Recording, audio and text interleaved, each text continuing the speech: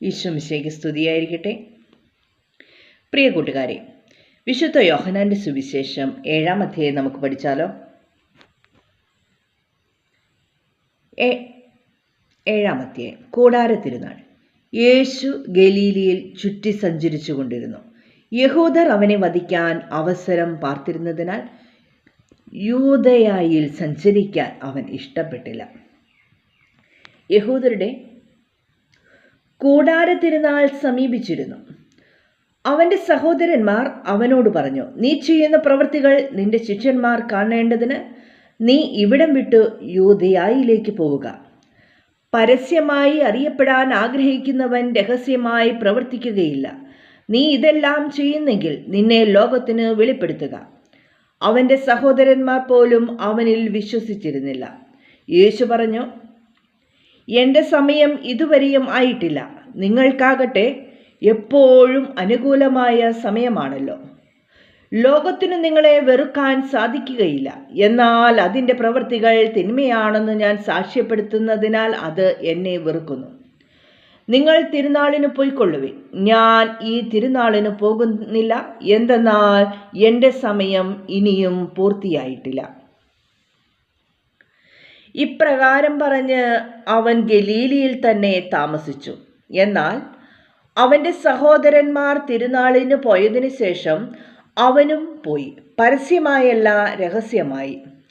അവൻ എവിടെ എന്ന് ചോദിച്ചുകൊണ്ട് തിരുനാളിൽ യഹൂദർ അവനെ അന്വേഷിച്ചു കൊണ്ടിരുന്നു.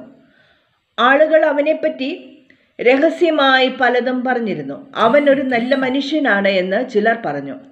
അല്ല, അവൻ ജനങ്ങളെ വഴിപിഴപ്പിക്കുന്നു എന്നും മറ്റു ചിലരും. എങ്കിലും യഹൂദരെ ഭയന്ന് ആരും അവനെപ്പറ്റി പരസ്യമായി ഒന്നും സംസാരിച്ചില്ല. യേശുവിൻ്റെ വിജ്ഞാനം. തിരുനാൾ പകുതിയായപ്പോൾ യേശു ദേവാലയത്തിൽ ചെന്ന് പഠിപ്പിച്ചു തുടങ്ങി. ഒന്നും പഠിച്ചിട്ടില്ലാതിരിക്കെ ഇവന് ഇത്ര അറിവ് എവിടെ നിന്ന് കിട്ടിയെന്നു പറഞ്ഞു യഹൂദർ വിസ്മയിച്ചു. യേശു പറഞ്ഞു, എൻ്റെ പ്രബോധനം എൻ്റെ സ്വന്തമല്ല, എന്നെ അയച്ചവൻ്റേതത്രേ.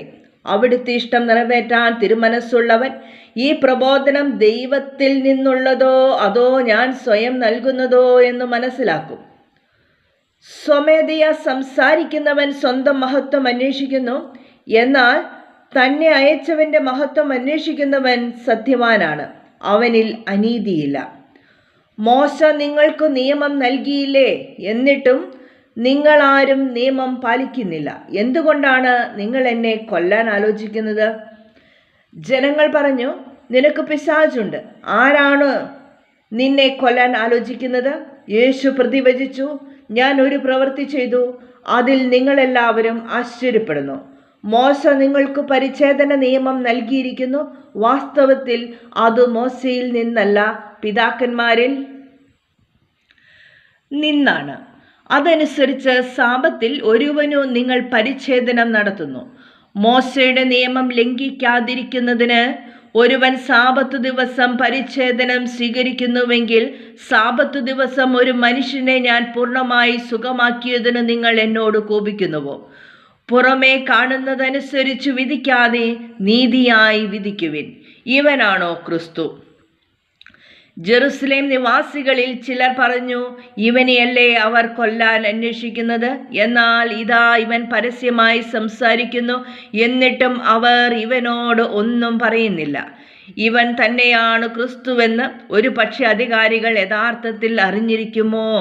ഇവൻ എവിടെ നിന്ന് വരുന്നു എന്ന് നമുക്കറിയാം. എന്നാൽ ക്രിസ്തു വരുമ്പോൾ എവിടെ നിന്നാണ് വരുന്നതെന്ന് ആരും അറിയുകയില്ലല്ലോ. ദേവാലയത്തിൽ പഠിപ്പിച്ചു കൊണ്ടിരുന്നപ്പോൾ യേശു ഉച്ചത്തിൽ പറഞ്ഞു, ഞാൻ ആരാണെന്നും എവിടെ നിന്ന് വരുന്നുവെന്നും നിങ്ങൾക്കറിയാം. എന്നാൽ ഞാൻ സ്വമേധയാ വന്നവനല്ല, എന്നെ അയച്ചവൻ സത്യവാനാണ്. അവിടുത്തെ നിങ്ങൾക്ക് അറിഞ്ഞുകൂടാ. എനിക്ക് അവിടുത്തെ അറിയാം. എന്തെന്നാൽ ഞാൻ അവിടുത്തെ അടുക്കൽ നിന്ന് വരുന്നു. അവിടുന്നാണ് എന്നെ അയച്ചത്. അവനെ ബന്ധിക്കാൻ അവർ ശ്രമിച്ചു. എന്നാൽ ആർക്കും അവനെ പിടിക്കാൻ കഴിഞ്ഞില്ല. അവൻ്റെ സമയം ഇനിയും വന്നിരുന്നില്ല. ജനക്കൂട്ടത്തിൽ വളരെ പേർ അവനിൽ വിശ്വസിച്ചു.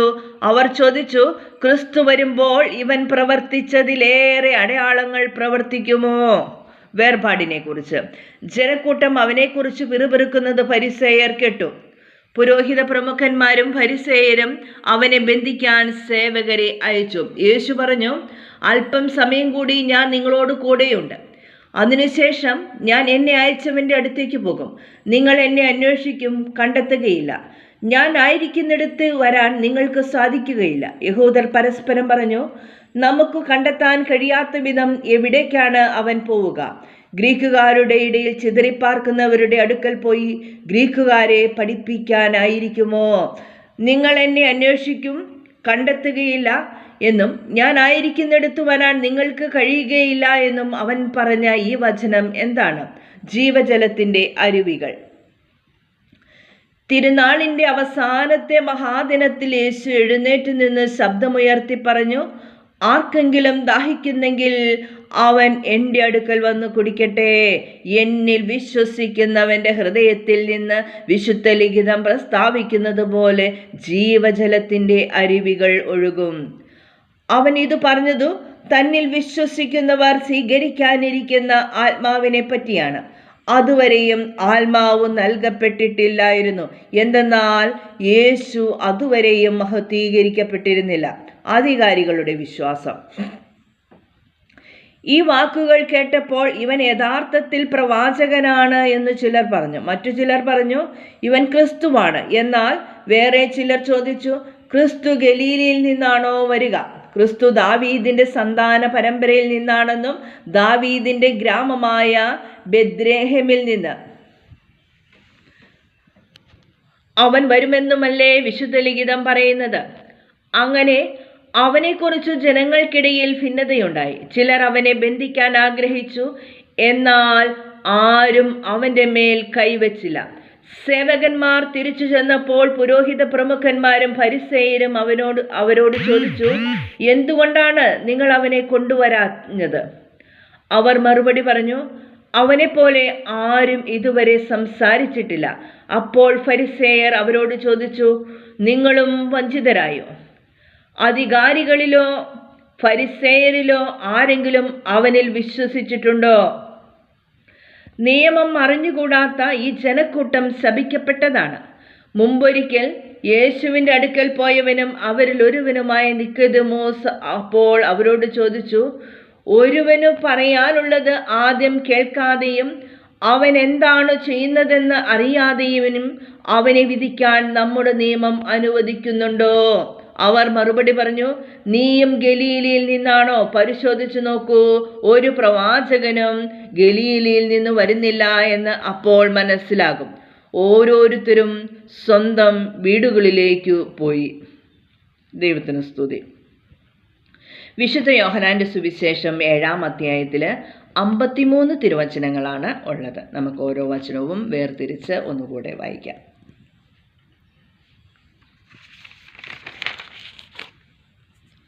കൂടാര തിരുനാൾ എന്ന തലക്കെട്ടോടുകൂടിയാണ് തുടങ്ങുന്നത്. കൂടാര തിരുനാൾ എന്ന തലക്കെട്ടിന് താഴെ 1 മുതൽ 12 വരെയുള്ള വാക്യങ്ങളാണ് ഉള്ളത്. 13 വരെയുള്ള വാക്യങ്ങൾ, 1 മുതൽ 13 വരെയുള്ള വാക്യങ്ങളാണ് ഉള്ളത്. പിന്നെ അടുത്ത തലക്കെട്ട് യേശുവിൻ്റെ വിജ്ഞാനം. യേശുവിൻ്റെ വിജ്ഞാനം എന്ന് പറയുന്ന തലക്കെട്ടിൽ 14 മുതൽ 24 വരെയുള്ള വാക്യങ്ങളാണ് ഉള്ളത്. അടുത്തത് ഇവനാണോ ക്രിസ്തു എന്ന തലക്കെട്ടിന് ശേഷം 25-ാം വാക്യം മുതൽ 31-ാം വാക്യം വരെയാണ് ഉള്ളത്. പിന്നെ അടുത്ത തലക്കെട്ട് വേർപാടിനെ കുറിച്ച് എന്ന തലക്കെട്ടിൽ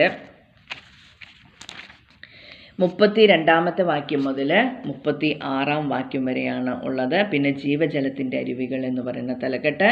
ജീവജലത്തിൻ്റെ അരുവികൾ എന്ന് പറയുന്ന തലക്കെട്ടിന് താഴെ 37 മുതൽ 39 വരെയുള്ള വാക്യങ്ങളാണുള്ളത്. ഇനി പിന്നെ അടുത്ത തലക്കെട്ട് അധികാരികളുടെ വിശ്വാസം. ഇത് 40-ാം വാക്യം തൊട്ട് 53-ാം വാക്യം വരെ ഈ തലക്കെട്ടിന് താഴെയാണ്. ഇനി നമുക്ക് 7-ാം അധ്യായം വചനം തിരിച്ചു വായിച്ചു നോക്കാം. കൂടാര തിരുനാൾ. യോഹന്നാന്റെ സുവിശേഷം 7-ാം അധ്യായം കൂടാരത്തിരുന്നാൾ 1-ാം വാക്യം. യേശു ഗലീലയിൽ ചുറ്റി സഞ്ചരിച്ചു കൊണ്ടിരുന്നു. യഹൂദർ അവനെ വധിക്കാൻ അവസരം പാർത്തിരുന്നതിനാൽ യൂദയായിൽ സഞ്ചരിക്കാൻ അവൻ ഇഷ്ടപ്പെട്ടില്ല. യേശുവിനെ വധിക്കാനായിട്ട് അവസരം പാർത്തിരുന്നതിനാൽ യൂദയായിൽ സഞ്ചരിക്കാൻ യേശു ഇഷ്ടപ്പെട്ടില്ല. 2-ാം വാക്യം. യഹൂദരുടെ കൂടാരത്തിരുന്നാൾ സമീപിച്ചിരുന്നു. യഹൂദരുടെ കൂടാരത്തിരുന്നാൾ സമീപിച്ചിരുന്നു. 3-ാം വാക്യം. അവൻ്റെ സഹോദരന്മാർ അവനോട് പറഞ്ഞു, നീ ചെയ്യുന്ന പ്രവർത്തികൾ നിന്റെ ശിഷ്യന്മാർ കാണേണ്ടതിന് നീ ഇവിടം വിട്ടു യൂദയായിലേക്ക് പോവുക.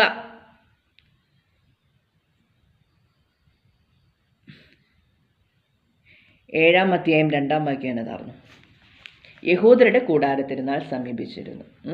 ഈ തിരുവചനത്തെക്കുറിച്ച് ലേവ്യരുടെ പുസ്തകം 23-ാം അധ്യായം 34-ാം വാക്യത്തിലും നിയമാവർത്തനം 16-ാം അധ്യായം 16-ാം വാക്യത്തിലും രേഖപ്പെടുത്തിയിട്ടുണ്ട്. കൂടാരത്തിരുന്നാളിനെ കുറിച്ചുള്ള വിശദീകരിച്ചുള്ള കാര്യങ്ങൾ ലേവ്യരുടെ പുസ്തകം 23-ാം അധ്യായം 34 വരെയുള്ള വാക്യങ്ങളും നിയമാവർത്തന പുസ്തകം 16-16ലും രേഖപ്പെടുത്തിയിട്ടുണ്ട് എന്നാണ് ഇവിടെ പരാമർശിച്ചിരിക്കുന്നത്. ഇനി അവൻ്റെ സഹോദരന്മാരെ കുറിച്ച് പറഞ്ഞിരിക്കുന്നത് 7-ാം അധ്യായം 3-ാം വാക്യം. അവൻ്റെ സഹോദരന്മാർ അവനോട് പറഞ്ഞു, നീ ചെയ്യുന്ന പ്രവൃത്തികൾ നിന്റെ ശിഷ്യന്മാർ കാണേണ്ടതിന് നീ ഇവിടം വിട്ട് യൂദയായിലേക്ക് പോവുക. അപ്പോൾ യേശു ഗലീലയിലാണ് ചുറ്റി സഞ്ചരിച്ചു കൊണ്ടിരുന്നത്. അപ്പോൾ അവൻ്റെ സഹോദരന്മാർ ചർച്ചക്കാരെന്നെ പറഞ്ഞേ, പോയി നീ എല്ലാവരും കാണാൻ പാകത്തിന് നിൻ്റെ അത്ഭുതം പ്രവർത്തിക്കാൻ പറഞ്ഞു. ഇനി അതിനെക്കുറിച്ച് മർക്കോസിൻ്റെ സുവിശേഷം 3-ാം അധ്യായം 21 മുതൽ 31 വരെയുള്ള വാക്യങ്ങളിലും 7-ാം അധ്യായം 3-ാം വാക്യത്തെക്കുറിച്ച് മർക്കോസിൻ്റെ സുവിശേഷം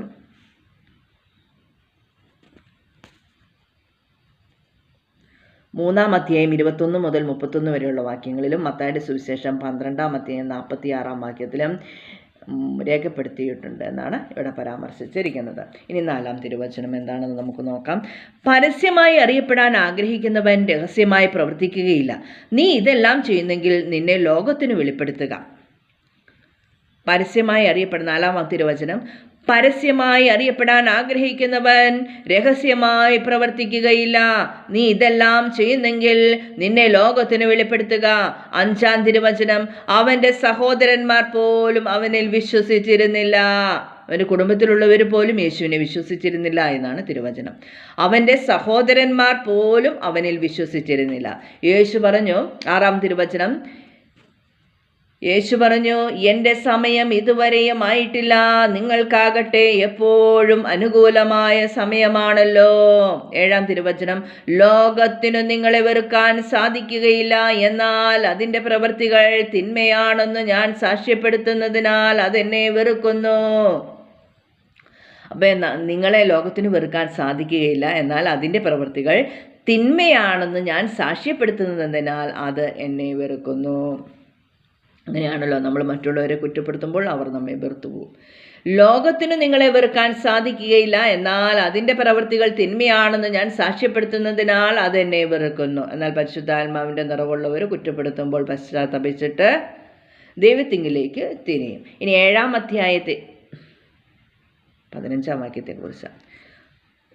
ഇനി അടുത്ത വചനം 8-ാം തിരുവചനം.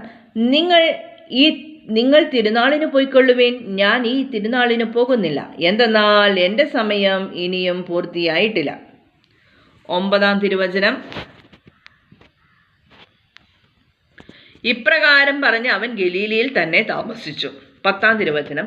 എന്നാൽ അവൻ്റെ സഹോദരന്മാർ തിരുനാളിന് പോയതിനു ശേഷം അവനും പോയി, പരസ്യമായല്ല രഹസ്യമായി. എന്നാൽ അവൻ്റെ സഹോദരന്മാർ തിരുനാളിന് പോയതിനു ശേഷം അവനും പോയി, പരസ്യമായല്ല രഹസ്യമായി. 11-ാം തിരുവചനം. അവൻ എവിടെയെന്ന് ചോദിച്ചുകൊണ്ട് തിരുനാളിൽ യഹൂദർ അവനെ അന്വേഷിച്ചു കൊണ്ടിരുന്നു. അവൻ എവിടെയെന്ന് ചോദിച്ചുകൊണ്ട് തിരുനാളിൽ യഹൂദർ അവനെ അന്വേഷിച്ചു കൊണ്ടിരുന്നു. 12-ാം തിരുവചനം. ആളുകൾ അവനെപ്പറ്റി രഹസ്യമായി പലതും പറഞ്ഞിരുന്നു. അവൻ ഒരു നല്ല മനുഷ്യനാണെന്ന് ചിലർ പറഞ്ഞു, അല്ല, അവൻ ജനങ്ങളെ വഴിപിഴപ്പിക്കുന്നു എന്ന് മറ്റു ചിലരും. 13-ാം തിരുവചനം. എങ്കിലും യഹൂദരെ ഭയന്ന് ആരും അവനെപ്പറ്റി പരസ്യമായി ഒന്നും സംസാരിച്ചില്ല. യേശുവിനെ പറ്റി ആരും പരസ്യമായി യഹൂദരെ ഭയന്നിട്ട് സംസാരിച്ചില്ല. ഇനി യേശുവിൻ്റെ വിജ്ഞാനത്തെക്കുറിച്ച് 14-ാം തിരുവചനം. തിരുനാൾ പകുതിയായപ്പോൾ യേശു ദേവാലയത്തിൽ ചെന്ന് പഠിപ്പിച്ചു തുടങ്ങി. 15-ാം തിരുവചനം. ഒന്നും പഠിച്ചിട്ടില്ലാതിരിക്കെ ഇവന് ഇത്ര അറിവ് എവിടെ നിന്ന് കിട്ടി എന്ന് പറഞ്ഞു യഹൂദർ വിസ്മയിച്ചു. 7-ാം അധ്യായം 15-ാം വാക്യത്തെക്കുറിച്ച് താഴെ പരാമർശിച്ചിരിക്കുന്നത് മത്തായിയുടെ സുവിശേഷം 13 മുതൽ 54 വരെയുള്ള വാക്യങ്ങളിലും ലൂക്ക 2:47 പരാമർശിച്ചിട്ടുണ്ട് എന്നാണ് രേഖപ്പെടുത്തിയിരിക്കുന്നത്. ഇനി 16-ാം തിരുവചനം. യേശു പറഞ്ഞു, എൻ്റെ പ്രബോധനം എൻ്റെ സ്വന്തമല്ല, എന്നെ അയച്ചവൻ്റേതത്രേ. യേശു പറഞ്ഞു, എൻ്റെ പ്രബോധനം എൻ്റെ സ്വന്തമല്ല, എന്നെ അയച്ചവൻ്റേതത്രേ. 17. അവിടുത്തെ ഇഷ്ടം നിറവേറ്റാൻ മനസ്സുള്ളവൻ ഈ പ്രബോധനം ദൈവത്തിൽ നിന്നുള്ളതോ അതോ ഞാൻ സ്വയം നൽകുന്നതോ എന്ന് മനസ്സിലാക്കും. 18-ാം തിരുവചനം.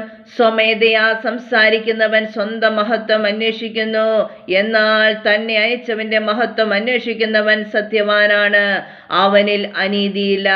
19-ാം തിരുവചനം. മോശ നിങ്ങൾക്ക് നിയമം നൽകിയില്ലേ, എന്നിട്ടും നിങ്ങൾ ആരും നിയമം പാലിക്കുന്നില്ല. എന്തുകൊണ്ടാണ് നിങ്ങൾ എന്നെ കൊല്ലാൻ ആലോചിക്കുന്നത്? 20-ാം തിരുവചനം.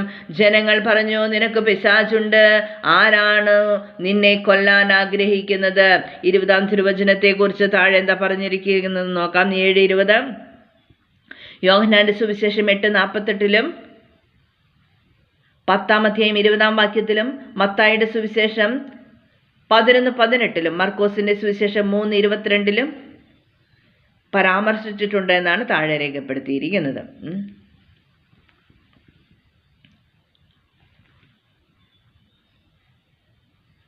ഇനി 7:21 തിരുവചനം. യേശു പ്രതിവചിച്ചു, ഞാൻ ഒരു പ്രവൃത്തി ചെയ്തു, അതിൽ നിങ്ങളെല്ലാവരും ആശ്ചര്യപ്പെടുന്നു. ഇനി 22-ാം വാക്യം. മോശ നിങ്ങൾക്ക് പരിച്ഛേദന നിയമം നൽകിയിരിക്കുന്നു, വാസ്തവത്തിൽ അത് മോശയിൽ നിന്നല്ല പിതാക്കന്മാരിൽ നിന്നത്രേ. അപ്പോൾ ആ തിരുവചനത്തെക്കുറിച്ച് താഴെ പരാമർശിച്ചിരിക്കുന്നു. 7:22 ലേവ്യരുടെ പുസ്തകം 12-ാം അധ്യായം 3-ാം വാക്യത്തിലും ഉൽപ്പത്തിയുടെ പുസ്തകം 17-ാം അധ്യായം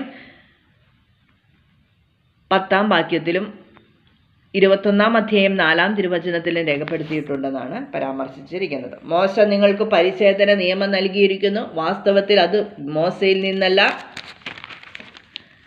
പിതാക്കന്മാരിൽ നിന്നാണ്. അതനുസരിച്ച് സാബത്തിൽ ഒരുവനു നിങ്ങൾ പരിച്ഛേദനം നടത്തുന്നു. അബ്രാഹത്തിന്റെ കാലം തൊട്ട് പരിച്ഛേദനം ചെയ്തിരുന്നു എന്നാണ് മനസ്സിലാക്കുന്നത്. അപ്പം 22-ാം വാക്യം ഒന്നുകൂടെ വായിക്കാം. മോശ നിങ്ങൾക്ക് പരിച്ഛേദന നിയമം നൽകിയിരിക്കുന്നു, വാസ്തവത്തിൽ അത് മോശയിൽ നിന്നല്ല പിതാക്കന്മാരിൽ നിന്നാണ്. അതനുസരിച്ച് സാബത്തിൽ ഒരുവന് നിങ്ങൾ പരിച്ഛേദനം നൽകുന്നു. ഇനി 23-ാമത്തെ വാക്യം. മോശയുടെ നിയമം ലംഘിക്കാതിരിക്കുന്നതിന് ഒരുവൻ സാബത്ത് ദിവസം പരിച്ഛേദനം സ്വീകരിക്കുന്നുവെങ്കിൽ സാബത്ത് ദിവസം ഒരു മനുഷ്യനെ ഞാൻ പൂർണ്ണമായി സുഖമാക്കിയതിന് നിങ്ങൾ എന്നോട് കോപിക്കുന്നുവോ?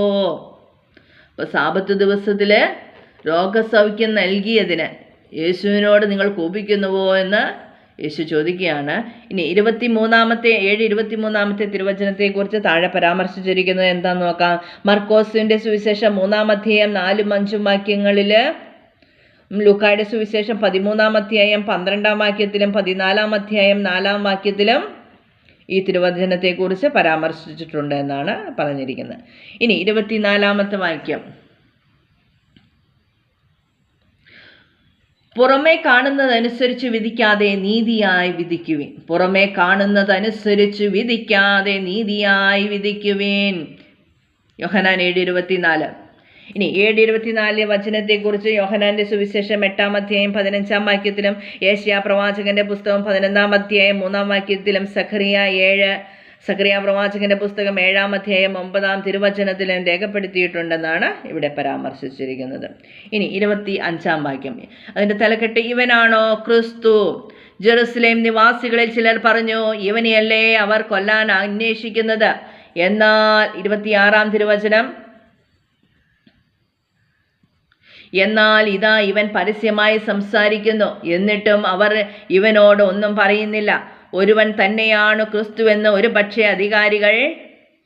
ഇവൻ തന്നെയാണ് ക്രിസ്തുവെന്ന് ഒരുപക്ഷെ അധികാരികൾ യഥാർത്ഥത്തിൽ അറിഞ്ഞിരിക്കുമോ?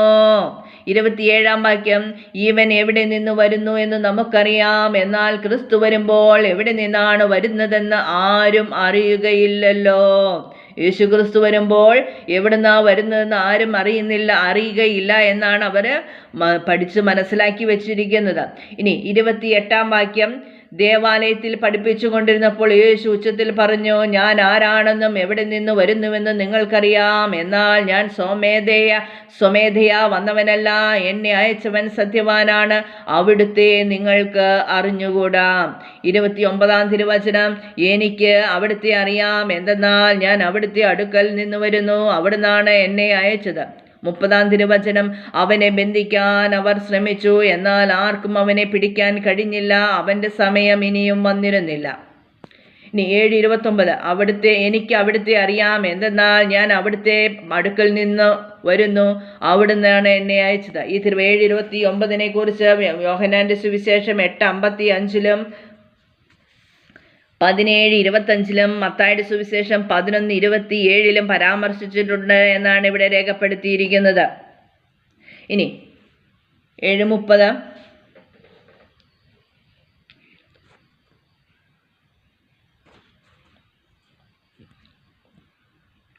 അവനെ ബന്ധിക്കാൻ അവർ ശ്രമിച്ചു, എന്നാൽ ആർക്കും അവനെ പിടിക്കാൻ കഴിഞ്ഞില്ല, അവൻ്റെ സമയം ഇനിയും വന്നിരുന്നില്ല. 7:31, ജനക്കൂട്ടത്തിൽ വളരെ പേർ അവനിൽ വിശ്വസിച്ചു. അവർ ചോദിച്ചു, ക്രിസ്തു വരുമ്പോൾ ഇവൻ പ്രവർത്തിച്ചതിലേറെ അടയാളങ്ങൾ പ്രവർത്തിക്കുമോ? അപ്പോൾ യേശുവിനെ വിശ്വസിച്ചവരുണ്ടായിരുന്നു ജനക്കൂട്ടത്തിൽ. അവർ ചോദിക്കുകയാണ്, ക്രിസ്തു വരുമ്പോൾ ഇവൻ പ്രവർത്തിച്ചതിലേറെ അടയാളങ്ങൾ പ്രവർത്തിക്കുമോ? വേർപാടിനെ കുറിച്ച് 32-ാം വാക്യത്തിൽ,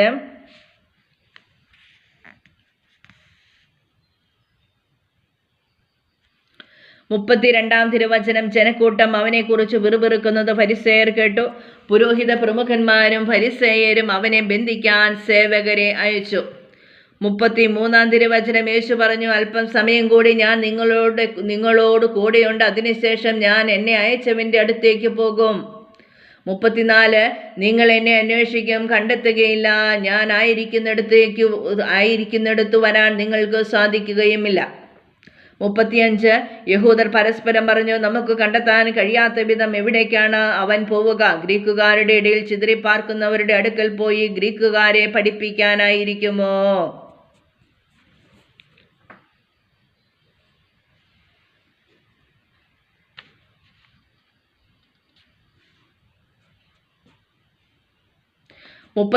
നിങ്ങൾ എന്നെ അന്വേഷിക്കും, കണ്ടെത്തുകയില്ല എന്നും ഞാൻ ആയിരിക്കുന്നിടത്ത് വരാൻ നിങ്ങൾക്ക് കഴിയുകയില്ല എന്നും അവൻ പറഞ്ഞ ഈ വചനം എന്താണ്? ജീവജലത്തിന്റെ അരുവികൾ. അടുത്ത തലക്കെട്ടാണ് ജീവജലത്തിന്റെ അരുവികൾ. ഈ തിരുനാളിന്റെ അവസാനത്തെ മഹാദിനത്തിൽ യേശു എഴുന്നേറ്റ് നിന്ന് ശബ്ദമുയർത്തി പറഞ്ഞു, ആർക്കെങ്കിലും ദാഹിക്കുന്നെങ്കിൽ അവൻ എൻ്റെ അടുക്കൽ വന്ന് കുടിക്കട്ടെ. എന്നിൽ വിശ്വസിക്കുന്നവന്റെ ഹൃദയത്തിൽ നിന്ന് വിശുദ്ധ ലിഖിതം പ്രസ്താവിക്കുന്നത് പോലെ ജീവജലത്തിന്റെ അരുവികൾ ഒഴുകും. എൻ്റെ ദൈവമേ, അങ്ങയിൽ ആഴമായി വിശ്വസിച്ച് ഞങ്ങളുടെ ഹൃദയത്തിൽ നിന്നും ജീവജലത്തിന്റെ അരുവികൾ ഒഴുകാൻ ഞങ്ങളെ സഹായിക്കണമേ എന്ന് നമുക്ക് പ്രാർത്ഥിക്കാം. 37-ാം തിരുവചനം, തിരുനാളിന്റെ അവസാനത്തെ മഹാദിനത്തിൽ യേശു എഴുന്നേറ്റ് നിന്ന് ശബ്ദമുയർത്തി പറഞ്ഞു. അതുവരെ രഹസ്യമായി പറഞ്ഞുകൊണ്ടിരുന്ന യേശു പറയുകയാണ്, ആർക്കെങ്കിലും ദാഹിക്കുന്നെങ്കിൽ അവൻ എൻ്റെ അടുക്കൽ വന്ന് കുടിക്കട്ടെ. എന്നിൽ വിശ്വസിക്കുന്നവന്റെ ഹൃദയത്തിൽ നിന്ന് വിശുദ്ധ ലിഖിതം പ്രസ്താവിക്കുന്നത് പോലെ ജീവജലത്തിന്റെ അരുവികൾ ഒഴുകും. 39-ാം തിരുവചനം, അവൻ ഇത് പറഞ്ഞത് തന്നിൽ വിശ്വസിക്കുന്നവർ സ്വീകരിക്കാനിരിക്കുന്ന ആത്മാവിനെ പറ്റിയാണ്. അതുവരെയും ആത്മാവ് നൽകപ്പെട്ടിട്ടില്ലായിരുന്നു, എന്തെന്നാൽ യേശു അതുവരെയും മഹത്വീകരിക്കപ്പെട്ടിരുന്നില്ല. 7-ാം അധ്യായം 39-ാം തിരുവചനത്തെ കുറിച്ച് 37-ാം തിരുവചനത്തെ കുറിച്ച് താഴെ പരാമർശിച്ചിരിക്കുന്നത് എന്താണെന്ന് നോക്കാം. ആർക്കെങ്കിലും ദാഹിക്കുന്നെങ്കിൽ അവൻ അടുക്കൽ വരട്ടെ, എന്നിൽ വിശ്വസിക്കുന്നവൻ പാനം ചെയ്യട്ടെ എന്നു പാഠഭേദം എന്ന് പരാമർശിച്ചിരിക്കുന്നു. ഇനി 38 വാക്യം, 7:38 വാക്യം എന്ന് പറഞ്ഞ് ഇവിടെ രേഖപ്പെടുത്തിയിട്ടില്ല, പക്ഷേ 7:38 എന്ന് പറഞ്ഞ് താഴെ രേഖപ്പെടുത്തിയിട്ടുണ്ട്. യെശയ്യാ പ്രവാചകന്റെ പുസ്തകം 44 അധ്യായം 3 വാക്യത്തിലും 55 അധ്യായം 1 വാക്യത്തിലും 58 അധ്യായം 11 വാക്യത്തിലും സുഭാഷിതങ്ങൾ 18:4 രേഖപ്പെടുത്തിയിട്ടുണ്ടെന്നാണ് ഇവിടെ പരാമർശിച്ചിരിക്കുന്നത്. അപ്പം എന്നാൽ വിശുദ്ധ ലിഖിതത്തിൽ, വിശുദ്ധ ഗ്രന്ഥത്തിൽ 38 എന്ന് പറയുന്ന വാക്യം കാണാനില്ല. 37, 38 ഒന്നിച്ചാണ് കിടക്കുന്നത് എന്ന് തോന്നുന്നു. ആർക്കെങ്കിലും ദാഹിക്കുന്നെങ്കിൽ എന്ന് തുടങ്ങുന്ന ഭാഗമായിരിക്കും. നമുക്കത് മറ്റേ യെശയ്യാ പ്രവാചകന്റെ പുസ്തകത്തിലും സുഭാഷിതങ്ങളിലും രേഖപ്പെടുത്തിയിട്ടുണ്ടെന്നാണ് താഴെ വായിക്കുന്നത്. ഇനി 39 തിരുവചനം, അവൻ ഇത് പറഞ്ഞത് തന്നിൽ വിശ്വസിക്കുന്നവർ സ്വീകരിക്കാനിരിക്കുന്ന ആത്മാവിനെ പറ്റിയാണ്. അതുവരെയും ആത്മാവ് നൽകപ്പെട്ടിട്ടില്ലായിരുന്നു, എന്തെന്നാൽ യേശു അതുവരെയും മഹത്വീകരിക്കപ്പെട്ടിരുന്നില്ല. ഇനി അടുത്ത തിരുവചനം, അധികാരികളുടെ വിശ്വാസം, അടുത്ത തലക്കെട്ടാണ്. 40 വാക്യം, ഈ വാക്കുകൾ കേട്ടപ്പോൾ ഇവൻ യഥാർത്ഥത്തിൽ പ്രവാചകനാണ് എന്ന് ചിലർ പറഞ്ഞു. 41 വാക്യം, മറ്റു ചിലർ പറഞ്ഞു ഇവൻ ക്രിസ്തുവാണ്. എന്നാൽ വേറെ ചിലർ ചോദിച്ചു, ക്രിസ്തു ഗലീലയിൽ നിന്നാണോ വരിക? 42 വാക്യം, ക്രിസ്തു ദാവീദിന്റെ സന്താന പരമ്പരയിൽ നിന്നാണെന്നും ദാവീദിന്റെ ഗ്രാമമായ ബെത്ലഹേമിൽ നിന്ന് അവൻ വരുമെന്നല്ലേ വിശുദ്ധ ലിഖിതം പറയുന്നത്.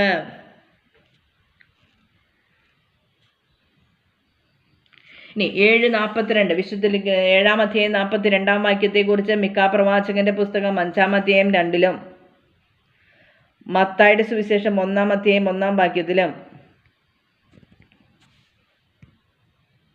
ലൂക്കായുടെ സുവിശേഷം 2:4 പരാമർശിച്ചിട്ടുണ്ടെന്നാണ് താഴെ രേഖപ്പെടുത്തിയിരിക്കുന്നത് കേട്ടോ. ക്രിസ്തു ദാവീദിന്റെ സന്താന പരമ്പരയിൽ നിന്നാണെന്ന് ദാവീദിന്റെ ഗ്രാമമായ ബെത്ലഹേമിൽ നിന്ന് അവൻ വരുമെന്നല്ലേ വിശുദ്ധ ലിഖിതം പറയുന്നത്. അങ്ങനെ 43 വാക്യം, അങ്ങനെ അവനെക്കുറിച്ച് ജനങ്ങൾക്കിടയിൽ ഭിന്നതയുണ്ടായി. 44 വാക്യം, ചിലർ അവനെ ബന്ധിക്കാൻ ആഗ്രഹിച്ചു, എന്നാൽ ആരും അവന്റെ മേൽ കൈവച്ചില്ല. 45 വാക്യം, സേവകന്മാർ തിരിച്ചു ചെന്നപ്പോൾ പുരോഹിത പ്രമുഖന്മാരും പരിസേയരും അവരോട് ചോദിച്ചു, എന്തുകൊണ്ടാണ് നിങ്ങൾ അവനെ കൊണ്ടുവരാഞ്ഞത്? 46 വാക്യം, അവർ മറുപടി പറഞ്ഞു, അവനെ പോലെ ആരും ഇതുവരെ സംസാരിച്ചിട്ടില്ല. 47 വാക്യം, അപ്പോൾ പരിസേയർ അവരോട് ചോദിച്ചു, നിങ്ങളും വഞ്ചിതരായോ? 48 വാക്യം, അധികാരികളിലോ പരിസേയരിലോ ആരെങ്കിലും അവനിൽ വിശ്വസിച്ചിട്ടുണ്ടോ? 49 വാക്യം, നിയമം അറിഞ്ഞുകൂടാത്ത ഈ ജനക്കൂട്ടം ശപിക്കപ്പെട്ടതാണ്. 50 വാക്യം, മുമ്പൊരിക്കൽ യേശുവിന്റെ അടുക്കൽ പോയവനും അവരിൽ ഒരുവനുമായ നിക്കോദെമോസ് അപ്പോൾ അവരോട് ചോദിച്ചു. ഇനി 7 അധ്യായം 50 വാക്യം, നിക്കോദെമോസിനെ കുറിച്ച് യോഹന്നാന്റെ സുവിശേഷം 3 അധ്യായം 1 വാക്യത്തിലും 19 അധ്യായം 39 വാക്യത്തിലും രേഖപ്പെടുത്തിയിട്ടുണ്ടെന്നാണ് താഴെ കാണിച്ചിരിക്കുന്നത്. ഇനി 7 അധ്യായം 51 തിരുവചനം, ഒരുവന് പറയാനുള്ളത് ആദ്യം കേൾക്കാതെയും അവൻ എന്താണ് ചെയ്യുന്നതെന്ന് അറിയാതെയും അവനെ വിധിക്കാൻ നമ്മുടെ നിയമം അനുവദിക്കുന്നുണ്ടോ? 52 വാക്യം, ആറുവർ മറുപടി പറഞ്ഞു. ഇനി 7:51 കുറിച്ച് നിയമാവർത്തന പുസ്തകം 17:6 പുറപ്പാടിന്റെ പുസ്തകം 23 അധ്യായം 1 വാക്യത്തിലും രേഖപ്പെടുത്തിയിട്ടുണ്ടെന്നാണ് ഇവിടെ പരാമർശിച്ചിരിക്കുന്നത്.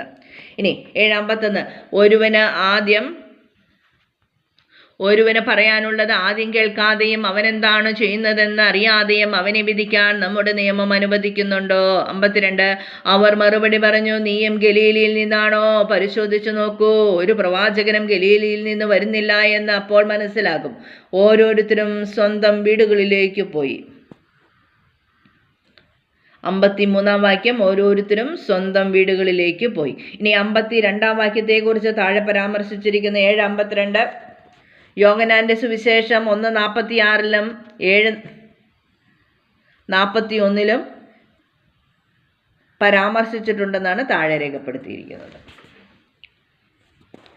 ഇനി 53 തിരുവചനം, ഓരോരുത്തരും സ്വന്തം വീടുകളിലേക്ക് പോയി. അപ്പോൾ 7-ാം അധ്യായം മുഴുവനും നമ്മൾ വായിച്ചു. നിങ്ങളൊന്ന് ആവർത്തിച്ച് വായിച്ച് കേട്ട് പഠിച്ച് ലോഗോസ് ക്വിസ് പരീക്ഷയ്ക്ക് ഒരുങ്ങുമല്ലോ. ലോഗോസ് ക്വിസ് പരീക്ഷയ്ക്ക് 100-ൽ 100 മാർക്ക് മേടിക്കുക എന്നതിനേക്കാൾ കൂടുതൽ വചനത്തിൽ ആഴപ്പെടുക എന്നുള്ളത് മാത്രമാണ് ഈ വചന പഠന പദ്ധതിയുടെ ലക്ഷ്യമെന്ന് ഞാൻ വീണ്ടും പറയുന്നു. പല പ്രാവശ്യം വായിച്ച് ധ്യാനിച്ച് വചനത്തിൽ ആഴപ്പെടാൻ സർവശക്തനായ ദൈവം നമ്മെ ഓരോരുത്തരെയും അനുഗ്രഹിക്കട്ടെ എന്ന് പ്രാർത്ഥിച്ചുകൊണ്ട് പിതാവിൻ്റെയും പുത്രൻ്റെയും പരിശുദ്ധാത്മാവിൻ്റെയും നാമത്തിൽ ആമേൻ. അടുത്ത ഭാഗങ്ങളും സാധിക്കുന്നത് പോലെ അപ്ലോഡ് ചെയ്യുന്നതാണ്. ദൈവത്തിന് സ്തുതി.